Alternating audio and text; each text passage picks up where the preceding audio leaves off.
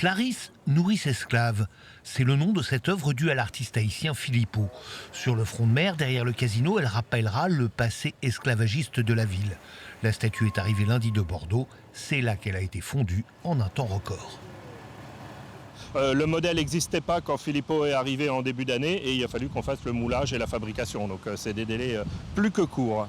300 kg de bronze, 3-4 mois d'effort, quelques tonnes de plâtre et elle est là pour l'éternité.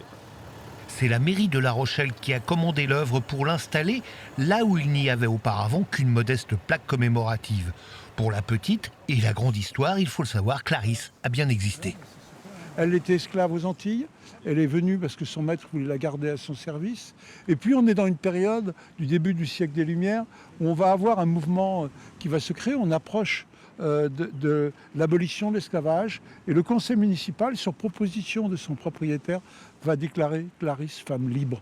Et donc c'est une page de l'histoire de La Rochelle importante qu'on voulait rappeler. Philippot a fait de cette femme une nourrice. À l'époque, elles étaient nombreuses à donner le sein aux enfants des notables.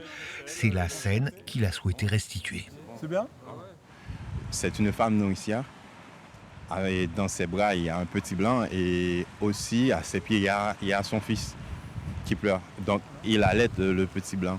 Pour moi, Clarisse représente les femmes qui ont subi en fait l'époque esclavagiste.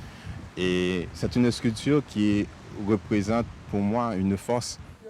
L'œuvre sera inaugurée et entièrement dévoilée ce vendredi 10 mai, journée nationale de commémoration de l'abolition de l'esclavage.